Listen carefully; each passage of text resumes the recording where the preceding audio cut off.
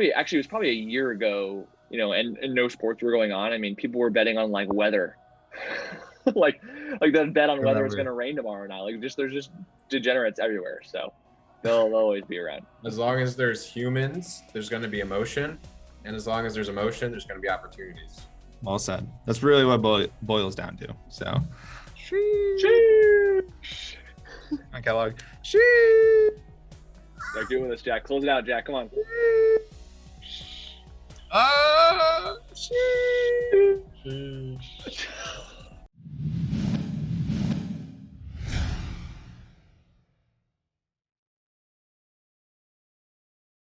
Welcome back, everyone, to another episode of This Week in Steady Trade. I'm with Kyle Williams and Jack Kellogg as usual. It's a pleasure to have you. What are you guys doing this week? How's the market treating you? You up to anything fun? I just got vaccinated, so my arm hurts really bad. I don't know if anyone else feel the pain, but like my left arm, I can't move it. But that's all I got. That's my fun. It's your fun. This month, the first week of what were we in May? It's already May. That's the crazy part. The 2021, we're already almost halfway through the year, which is flown by. First week of May, I pretty much made my entire April. So way better start. Not as insane as we saw in February or January, but again, opportunities are still rising. Even though we've been calling this a slower market, like it's really not. It's slower, but it's not slow. We're getting opportunities here and there. We got a great opportunity, which we'll go over on ETCG last week or on Friday. So yeah, just trading those opportunities, making much more this month compared to last month, and just on track for bigger profits. Just taking one step at a time. Nothing new. Yeah, I can totally relate to what Kyle just said. And what really resonated with me is like a lot of people are like, oh, it's so slow. It's so this and that and this. And like, go back to like a 2019 summer, like that's slow, right? That was slow. We had one runner a month. Mm-hmm. And like now we still have one runner a week, you know what I mean? Whereas like January and February, like one runner a day. Now with multiple runners a day, but like one really good runner a day. And now it's like one really good runner a week. And then 2019 summer was like one really good runner a month. So in my eyes, it's still not like slow, and this market still is, potentially, 5 figures a day, maybe 6 figures a week, for me. And that's plenty, considering it being slow, especially because we all had a really good beginning of the year. And as long as we're just keeping our consistency, and not like blowing up our profits that we made, like I'm okay. And I'm just relaxed, still working on other areas in my life. And also like what Kyle said is very similar to me.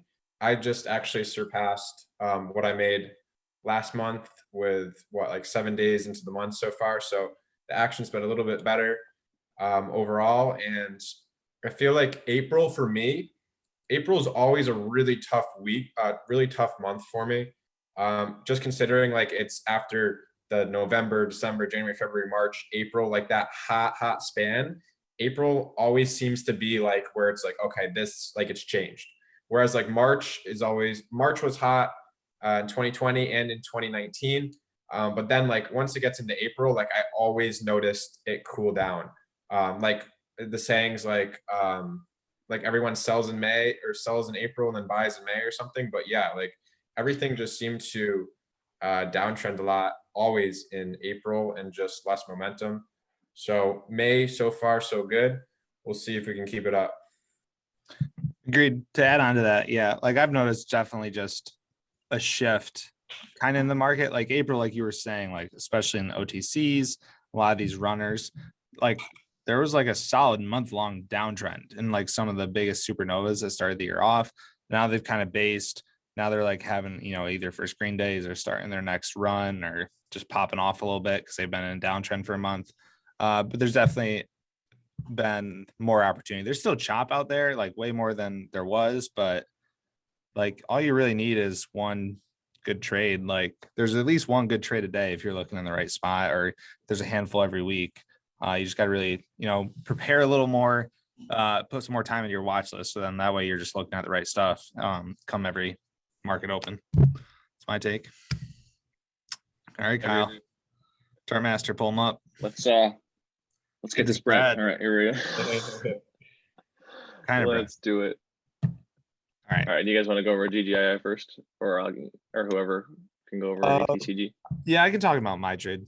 I'll go. Okay. You zoom out to like 10 days or something. That works too. So GGII, this is like the best OTC runner I've seen in a while for sure. I caught it on the breakout that Friday. You can see right there.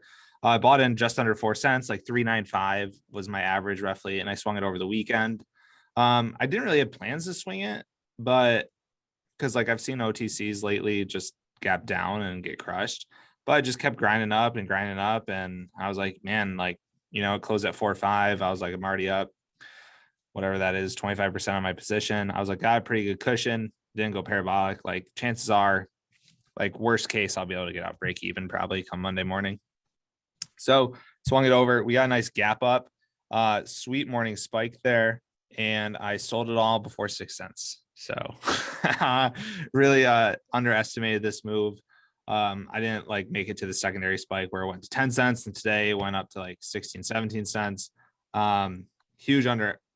Just hugely underestimated. But I ended up making roughly like 50% on my swing. I was happy with that. That was like my biggest stock trade percent wise in quite some time. It's good to see some life back in the OTC market. Do you have a better trade on it, Kellogg, or trade it multiple times? No, I actually missed this one. Friday, I would have taken this trade. I was looking for an entry, but I missed that the trigger came early, right? It came before 2 o'clock, and I've been taking off from 11 to 1. And also I'm just not like eager to really get into anything unless it's at the right time of day. And this just broke out a little bit too early for me. And I was watching it for a dip into the close. And like you said, it just grinded up.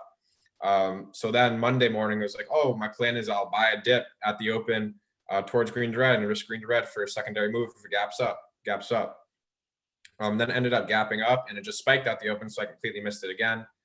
And I basically missed the entire run, except I did chase it yesterday at the close at 10.12 with 200,000 shares. And then I sold that at the open for a small profit, just because these kind of runners, especially with this kind of price action on a second day breakout, usually leads to a gap up before it's going to die. So usually I like to keep swinging these if it just spikes and goes sideways and while it's in the breakout pattern. So I only made probably like 2,000 on this name so far. I'll see how I will do on the panic, but the fills have definitely been pretty tough on this one at E-Trade. I don't know if you guys have noticed, but whenever I try to fill, there's just massive volume and just doesn't really seem to go through my orders. So I'll probably take it with lighter size tomorrow anyway. And it's nothing that would go aggressive after the first turns. We'll see how that plays out tomorrow, but probably will just look for a single on it and just chalk it up as a misplay. Yeah, I tried to scoop that dip up in the afternoon. Really small size because afternoon panics suck and fills were really tough. And it did that little classic fake breakdown lower, just rip. But it closed pretty weak. So I'm definitely, this is Tuesday, we're filming this. So Wednesday morning, this is probably my top watch out of the gate for just a quick flip on a panic, especially if we can get a big one. And as we saw on the daily chart, it's up like a lot. So yeah, there's a lot of room for this thing to panic if it really wants to. Yeah, I'm on Jack with this one. I just whiffed on this. I actually was, and so Jack's been taken off most of the day. I'm still around. I don't necessarily take a lot of day or midday trades, but I'm still watching. And in this area where it tested 4, like, broke 4, tested 4 again, higher low at 4, and then kept going. Like I watched this entire thing and just like didn't even attempt to buy. And I remember looking at it and I'm like, no, I should be long. And I saw it like it was at 4.2. I was like, I should be long. Saw a dip. I said, yeah, I still want 5. I was like, because I saw it at 4 cents, I thought I can still get it at 4 cents. So after I realized I need to buy, I just kept being stubborn. Like, no, let's wait for a dip. And like 4.3, 4.4 comes around, 4.5 into the close. And I'm like, no, like it's whatever. And then we gapped to 5. I'm like, oh, too high of a gap. I'm not going to chase. And then I just literally see this thing like triple. So big, not a big deal, whatever, but definitely should have been a little more focused on getting a good price there earlier. But yeah, same thing. as Matt and Jack is looking for too, just that panic out the open, and hopefully a good dip buy. I agree with that. The trade that made Jack and I's month of May already bigger than April was here on ETCG. Did we talk about this at all last episode? I don't think it was even running yet, or it was just starting to. It was on the second day. Yeah, you so shorted it ETCG. one of those days. Yeah, good call. So ETCG is a Grayscale Ethereum Classic Trust. They essentially own Ethereum Classic, the cryptocurrency, and then this chart will follow Ethereum Classic. But when it gets too overdone, it tends to maybe stray away from the action. To a point, it was following Ethereum Classic on the way up very closely, which I was like really taking note of. But then on the backside on the way down, it really didn't follow it at all, just because it was so overdone, and people who are buying this stock don't. Some people, I guarantee you, there's a large crowd of these people buying ETCG don't even know it's following Ethereum Classic. So when they see their investment, go negative, they just sell. They don't care what Ethereum Classic is doing at that point, which is what ended up happening. I kind of gave some profits on the table because of that, but I know Jack nailed it much better than I did. Going into what was this Friday? I was watching Ethereum Classic on this day, well, really the entire run up, but particularly around here when it went as high as 96 is when Ethereum Classic pretty much parabolic up to 150, which was a huge parabolic move. It was a huge blow off, and then within minutes it was back down to like 130. And then by that time, that was pretty much confirming for me it was backside. So I did take a position overnight, which I normally would not do if it was a regular stock, because a regular stock I would have been like, okay, it's probably going to gap up again, and I would just short at red green. But because it followed Ethereum Classic, I thought, Ethereum Classic is backside. It's likely going to trade much, much lower by the open the next day. And so we're going to get a huge gap down. That was my thesis. So that's why was willing to be risky, willing to have a wider risk above the high day. I was willing to risk like 100, 110, just a worst case scenario. Like if Ethereum Classic didn't actually die, how high could this go? But it didn't, but it didn't even gap down. It really just opened right at break even though Ethereum Classic was much lower. I think Ethereum Classic closed at like 130 when ETCG closed at 89, and I believe Ethereum Classic was back around like it closed at like 140, and we were down to like 125, 130, and we were opening the same price. So I thought that was weird. That really threw me off. But that was a hint of the stock saying to us, like, it doesn't care. It's just going to do what it needs to do, which is what we always trade, which is like a first red day. And as you can see, it just died, it just collapsed. And I mean, I covered all my shares short overnight at like 77. So like right here. And then you see it go, $10 lower. Luckily I did reshort this balance and then cover it back to the lows here. So I did actually make most of my profit, much more than this overnight short on this bounce reshort. Ended up making, I think, as close to between the dip buy, I did dip buy, I think once here and then once here. Between the dip buys and the shorts, I think I made like 30 or 40 grand. So that was like really, really sweet. Definitely a big trade for me. But considering the magnitude of this trade, had I known it was gonna maybe not follow Ethereum Classic as much on the backside, I definitely would have shorted. I didn't even get filled any trying to short some on the red move. I filled like 2 shares of like the 500 I wanted. And had I known it wasn't gonna follow Ethereum Classic and panic so much, I probably would have shorted more than 500 shares. So yeah, just missed a lot, but I also made a lot. So I really can't complain. It's a good learning lesson, and it ended up going much, much lower, than I ever expected. So it'll be a good note for future cryptocurrency stock run-ups. Good trade, Yeah. James. Go ahead. Yeah. So I would say how I played it differently was I was just a little bit more aggressive on the red move. And for me, it was, if like you looked at the daily chart, it was the first time that it hadn't gapped over the previous day's high. So that was a big tell for me out of the open that I was going to get aggressive shorting it, especially because I know that I could use that previous high of day risk at 96 there. So with it opening up at 90, I knew that my risk, my risk would be, $6 a share. If I got short at the open and just spiked right away, I would probably have lost, $6 a share. Worst case. Best case, I would be a little bit patient. It would have a failed morning spike. I would dabble in, and then I would add confirmation shares once it went red. But it just stacked right up at the open, and I ended up getting a really good fill at 89.30 with a bunch of size. And the stock just absolutely panicked. And unfortunately, I pulled the same move that Kyle did, and I covered up way too early at $77, but it was like 60,000 in like 3 minutes. And since it wasn't following Ethereum Classic, if it like had a dip and rip where if it dipped and then like came back green and I gave back 60 grand, I would have been sick to my stomach. So I was okay covering it a little bit too early, even though I left probably another 60,000 on the table. And then I just played the dips and I made like 40,000 dip buying it. So it was a $100,000 trade. And then I completely missed that secondary fade because I had an appointment midday, but it is what it is. And then today and yesterday, I scalped it a little bit long. Yesterday for 11,000, today for 17,000. So it's been a pretty good name thus far. Hopefully it can keep bouncing back towards the 70 or 75 area for a potential reshort and repanic as it follows the framework, hopefully. And we'll get some opportunities on it in the future as well. But so far, I really enjoyed these higher price stocks with more volume because you can fill a lot more size and have bigger trades rather than like something like GGII where it's a penny stock and you can only get so much money into it without kind of putting yourself at big risk. Yeah, I agree. And that was a good point you made there, Jack, about why I think we both ended up covering at 77. Because I didn't realize, it didn't really hit me that if this wasn't going to be following Ethereum Classic for the day until after I covered, because I covered the same reason, thinking like, okay, it's panicking because like sellers are getting out, but if sellers are rational, or if buyers and sellers are rational, they should start like realizing that Ethereum Classic hasn't sold off as much as it has now. Clearly, like we should have known better with small cap stocks, or just this is an efficiency of the OTC market, like.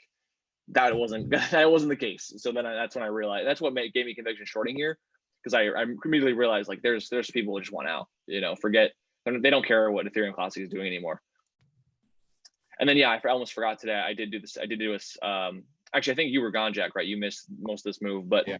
I missed this move. I didn't catch any here, but I then did long it here into this red green move and sold into 55 for a nice win there.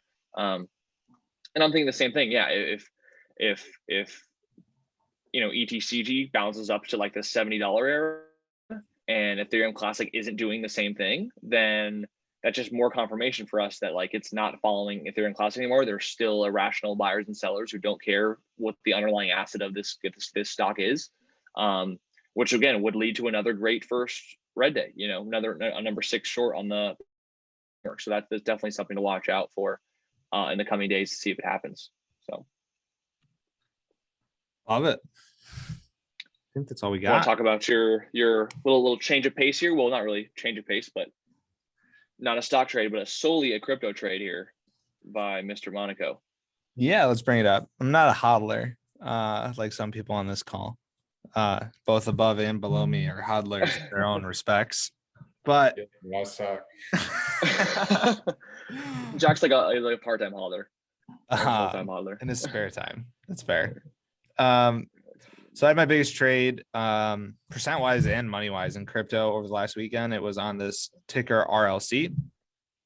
And yeah, like again, I'm not a hodler. I really don't care what the company does. I trade it basically the same way I trade penny stocks. Like I'm just trying to trade the price action. RLC got on my radar because it just uplisted Coinbase. And when that happens, we oftentimes see just some crazy runs. So I bought this Friday. I think it was May 8th was Friday. At around $4 and like 25 cents. I filled a couple times around there. And as you can see, it was before like a lot of volume came in. I was just like prepared. I saw that it was being uplisted. So I scooped some shares up, coins up. And I sold several times. I sold some into that initial $6 spike because it was like instant, like within an hour or two buying it, I was up 50%. And then I went to bed basically through that whole consolidation period because crypto trades 24/7. Sold some more the next morning in the 8s. I was already up 100%. And then at that point, I basically recouped like 75% of the money I invested. So I was like, you know what? I'm going to try to hodl this thing for a little longer. I made it another 24 hours because then the next day we went absolutely parabolic up to, you can see the high there was 1985.